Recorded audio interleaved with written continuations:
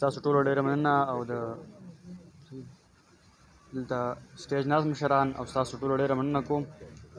او څو شعرونه مخکې یو دوه غزل نه مخکې یو دوه شعرونه چې نه اهله خزانو باندې آباد دي شته وطن کې پښتانه ځکه برباد دي چې نه اهله خزانو باندې آباد دي شته وطن کې پښتانه ځکه برباد دي خدا یاد ساته غلام ورته ونوې پښتانه خو په زندان کې هم آزاد دي او غزل به ووایم چې راته زړه کې د ستم پروت دی هر څوک سترګو کې دینم پروت دی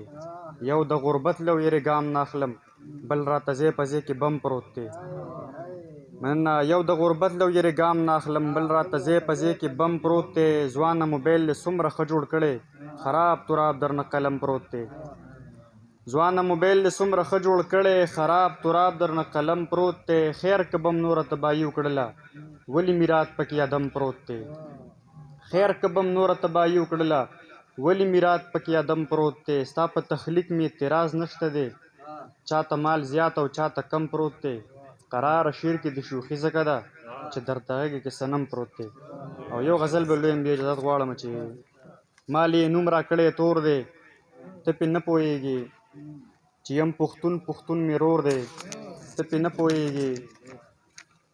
مال یې نوم راکړی تور دی ته پې نه پوهېږې چې یم پښتون مې رور دی ته پې نه پوهېږې د کونډې زوی بم کې الوتی دی خاموشه ناسته دې خاموشۍ کې بلا شور دی ته پې نه پوهېږې د کونډې زوی بم کې الوتی دی خاموشه ناسته دې خاموشۍ کې بلا شور دی ته پې نه پوهېږې ستا خاموشي د نور څه نه ده خو کمال ته رسي په دې د دوه زړونو ټکور دی ته پې نه پوهېږې ته چې راوګورې نو نیم وجود مې پاتې نشي ته چې راوګورې نو نیم وجود مې پاتې نشي ستا په کتو کې دومره زور دی ته پې نه پوهېږې قراره ستا مات شوی ور راغورځېدلې کوټه په شړک باران او ستا انځور دی ته پې نه پوهېږې ډېره مننه